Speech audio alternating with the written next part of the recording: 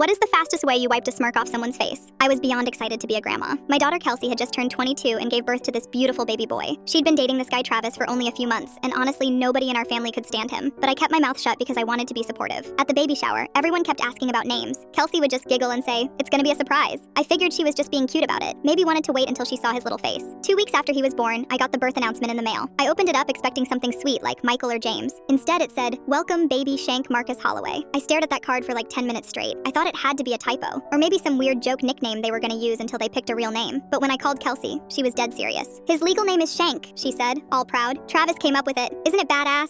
So edgy and cool." I asked where the hell Travis got that name from. That's when my blood went ice cold. See, back when I was in my early 20s, I dated this guy named Marcus Holloway. Total disaster of a relationship. He ended up going to prison after robbing a pharmacy with a knife. Every single letter he sent me from jail, he signed as Shank. It was his prison nickname because he'd gotten into fights with guards. He even had this gross tattoo of a homemade blade on his bicep. I kept asking Kelsey where Travis heard that name. Finally, she said he'd been looking through my old Facebook posts and found one where I mentioned my ex. Travis thought naming the baby Shank would be hilarious. Like honoring your past, he told her. I lost it. I told Kelsey the truth about where that name came from. That Shank was a violent felon who once threatened to stab a corrections officer. That he'd spent 3 years in maximum security. Kelsey didn't believe me at first. Said I was just being dramatic because I didn't like Travis. So I went up to my attic and pulled out this old shoebox I'd kept locked away for years. Inside were all the letters Marcus had sent me from prison. Every single one signed Shank in his messy handwriting. Some of them talking about fights he'd gotten into, how he'd made weapons out of toothbrushes, how he couldn't wait to get out and handle his business with people who'd crossed him. I brought that box down and dumped all the letters on Kelsey's kitchen table. She picked one up and started reading. Her face went white as she realized what she'd done. "Mom, we have to change it," she whispered, holding up a letter where he described stabbing another inmate with a sharpened spoon. But it was too late. The birth certificate was already filed with the state. Travis had rushed to get it done while Kelsey was recovering. Said he wanted to surprise her with how official it looked. When we told Travis what the name actually meant, that smirk fell right off his face. He'd thought he was being clever, naming my grandson after some cool, tough guy. Instead, he'd named him after a violent criminal who used to threaten me in letters. The best part? Travis tried to blame me for not warning him about my past. Said I should have told him about Marcus before. I looked him dead in the eye and said, "You named my grandson after a prison nickname without asking where it came from. That's on you, genius."